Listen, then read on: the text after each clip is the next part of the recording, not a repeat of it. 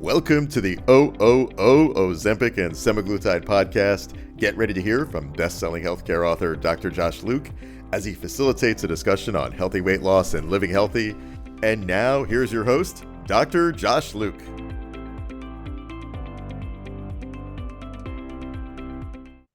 Welcome back. Really excited today. We have an awesome guest, Kristen Kirkpatrick, MS, RDN from the Cleveland Clinic Department of Wellness and Preventative Medicine. And folks, if you don't work in healthcare like I do as a hospital CEO, Cleveland Clinic is the cream of the crop, one of the top hospitals in the country, a best-selling author, contributing writer for the Today.com platform. On the Today Show is where I first was exposed to Kristen, and right now also a best-selling author and new book, Regenerative Health, Discover Your Metabolic Type and Review Your Liver for Life, written with Dr. Ibrahim Hanahay. And I'm sorry if I got that name wrong, but welcome to the show, Kristen. Thank you so much, Dr. Luke. Appreciate being here. Yeah, I'm excited to talk to you. And we're going to get to a list you've prepared of 5 ways to kind of live healthy and keep the weight off on when you're done with the weight loss injections. In fact, that might be our second 2-part show if we can convince you to stick around. But for now, I just wanted to start by saying people tune in to this podcast because we've told them on each show, we're going to answer just one very specific question on each show that will help you get more confidence in potentially joining the weight loss injection revolution that was started by Ozempic, and now there's Wegovy, Mounjaro. So just give people your perspective on its safety, and if they're thinking about doing it, what they should keep in mind, in addition to going to start by talking to their doctor. Right, of course. Yeah, starting by talking with your doctor is really the key, and really getting this medication from your doctor versus like a medical spa, things like that, of course, are really essential. You know, from the safety mechanism, I've had the opportunity to speak with many endocrinologists and physicians that I work with, and really the safety appears to be good. But really, these are new drugs in terms of their aspect of utilizing them for weight loss. So we really don't know completely the long-term data. Hopefully, we will have more data in the next few years. But with any drug, there's going to be some sort of risk. These appear to be relatively safe. Some drugs appear to be a little bit more effective, like Mounjaro appears to be a little bit more effective based on the recent data. But it's really going to boil down to your own personal health and really what are some of the chronic conditions that you're trying to manage in addition to weight. How does this drug really impact the safety on that mechanism? So, it's hard to say, oh, this is safe. Everyone should consider it because we just don't have the data to really show that long term.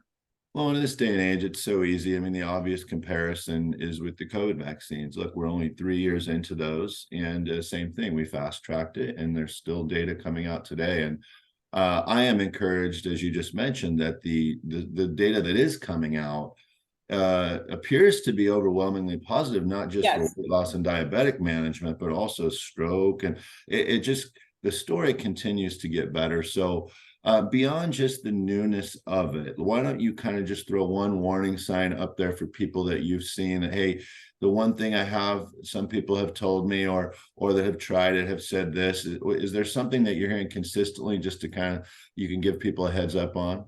Yeah, so I do agree with you. I think these are game-changing drugs. They're helping people that have really struggled with weight loss in the past. So they're very effective in that manner. The one thing I would say just to look out for is that sometimes if you're going to consider getting on some of these drugs, you might have to consider being on them lifelong. And I think we don't always think about that. We think I'm going to get on the drug so I can lose the weight. And then once I lose the weight, I'm just going to get off because I've reached my goal. I've had a lot of patients who have been getting on any of these drugs, any kind of GLP-1 agonist drug. And then they will contact me after saying, oh my gosh, I lost the 30 pounds. I went off it. Now I've gained 5 pounds in a week. I got to go back on.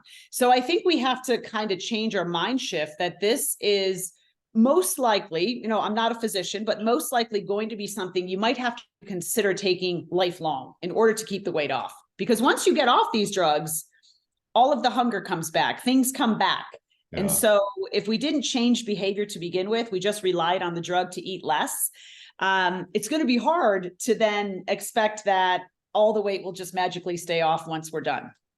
Yeah, and it's funny because my wife and I have been on this journey for 4 months now, and we've been talking. I'm gonna wean down to, you know, a lower dose for a month and then go off, see how that goes. She wants to go cold turkey, but you know, and people have said, do you think you'll go back on once a year or so? And even the 5 pound comment you made, like, I'll gain 5 pounds on a weekend sometimes, but you know, you wake up Monday and you don't eat as much, and all of a Right. sudden you're only a pound or two up. So I do think, as you pointed out, the point of our whole show is long-term, healthy approach to not just weight loss, but living at a healthy weight. And part of the reason this has been so important in my life is I turned 50 recently. It's just harder to keep it off. And so I Yeah. wanted to just ask you about that, because I think this really gets to your sweet spot too, of one of your many expertises is just really in your new book, you talk about how to approach your nutrition,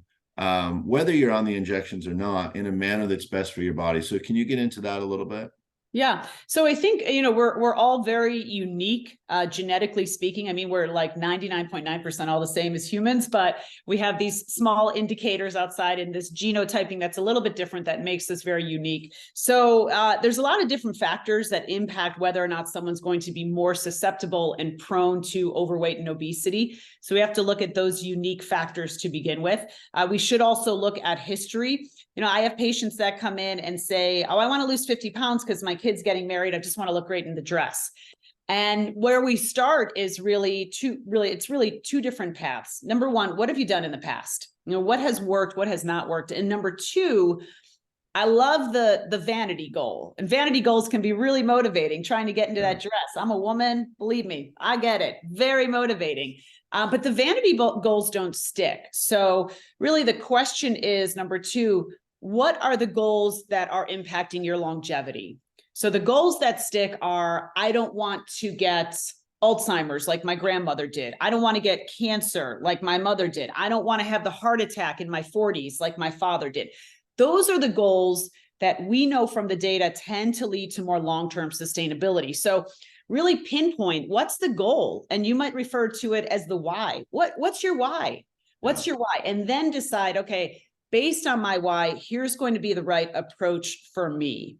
And we also have to appreciate that even though you could be overweight or even obese, your metabolic numbers might not be completely abnormal. Or even though you could be a normal weight, your metabolic numbers could be a disaster.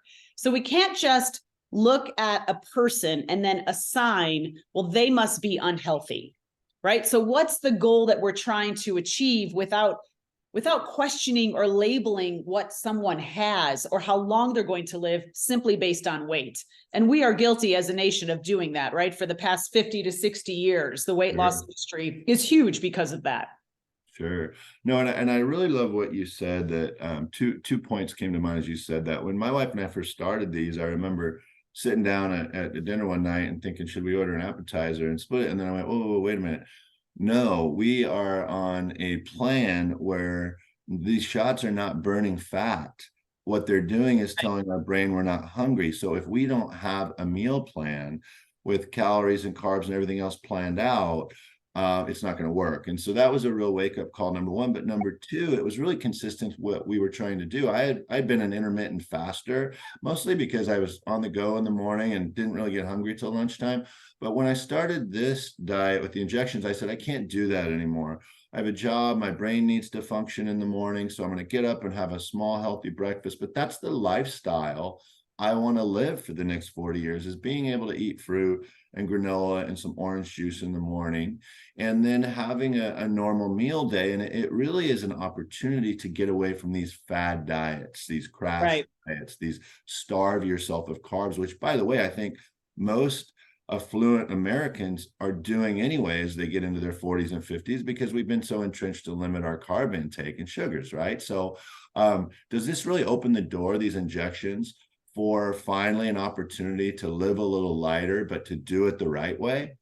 Yeah, well, I think the key point that you just said is doing it the right way. So when I present and provide seminars to practitioners who are prescribing some of these GLP-1 agonist drugs, I focus a lot on protein and the importance of protein. So think about it from this perspective, and you understand because you're on the drug, you're eating so much less.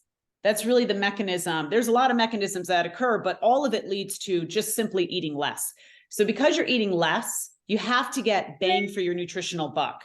There was a researcher a few months ago that did a podcast, and it's never left my mind. And he said, the risk of some people on GLP-1 agonist drugs is that they will become metabolically fatter, meaning that they will lose the weight, but all the weight they're going to lose is going to be muscle because they're not focusing on nutrition.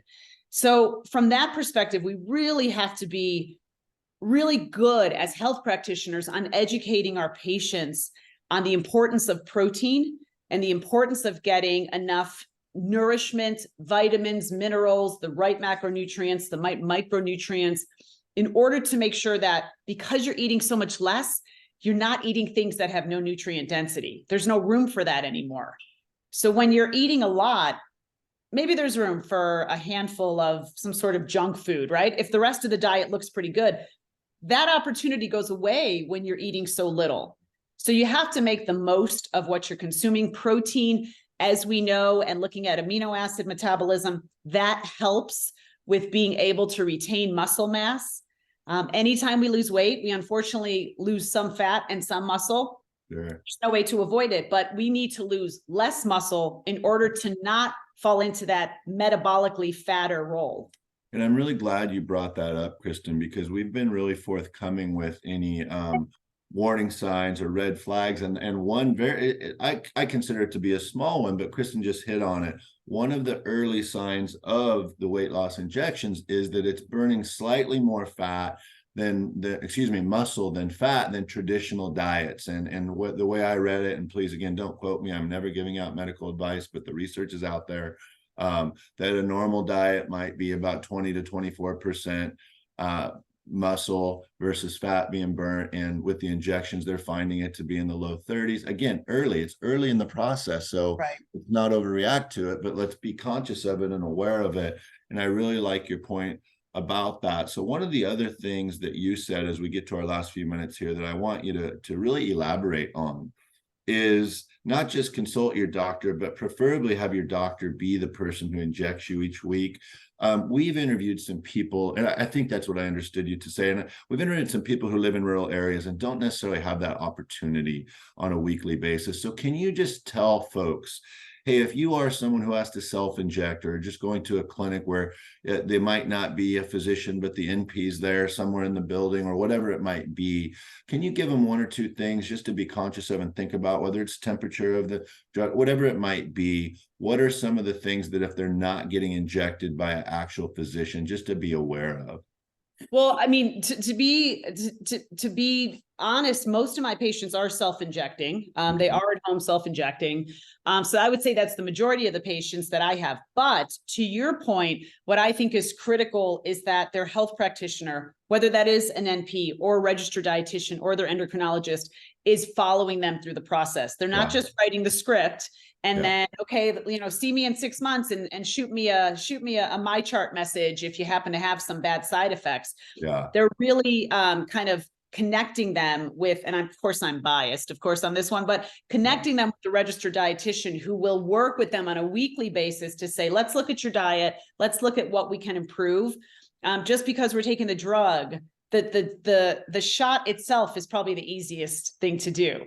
Yeah. It's everything that comes after the drug is injected. So I think really the follow-up needs to be with an RD who is kind of holding that person's hand throughout the process to make sure their dietary decisions are ones that will really fit into a better long-term outcome. Awesome. That is such good stuff. That's really good input too. So we're gonna wrap up part one of this episode. And one of the things I always like to end with is, and you're the perfect person for it, because I've seen on not just your website at kristenkirkpatrick.com, but on today.com, so many of your articles, you have all these great recipe suggestions. We like to wrap up with like a 200 or 300 calorie meal that's one of your favorite go-tos, whether you're on the run or just at home and you're like, oh, I'm craving this. Can you share one of your faves with everybody? Yeah, sure. So I love, I'm all about convenience. I have 2 small children and, really busy jobs. So sometimes I'm not going to have like an hour to make dinner in the evening. Yeah. So I love just keeping frozen chicken breasts in my freezer. They're really easy to just kind of defrost, get some broccoli, steam some broccoli. And then I love the Costco pesto sauce. Again, you can make your own, but that's a really good one. And just put that on top. That is a great meal. You're getting healthy fats, you're getting lean source of protein, and you're getting a green and a cruciferous vegetable. Really easy to put together. You can do this all fresh, but you can do it within probably 15, 20 minutes if you buy things frozen. So just make life easy. That's an easy one. I like it. Definitely a quick one. You can do it, like you said, the fresh way or the frozen way. So awesome stuff.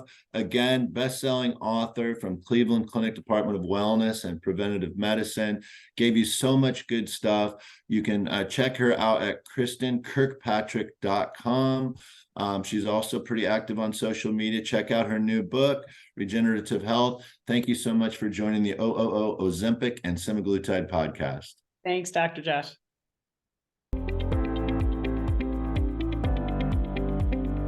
You've been listening to the E08 Ozempic and semaglutide podcast. Dr. Josh Luke is a PhD, but not a medical doctor, and none of his comments or comments of his guests are intended to be medical advice. Make sure to like, follow, share, and subscribe to the podcast on Spotify, Apple Podcasts, YouTube, or wherever you listen to podcasts. Thanks so much for listening, and we'll be back soon with a new episode.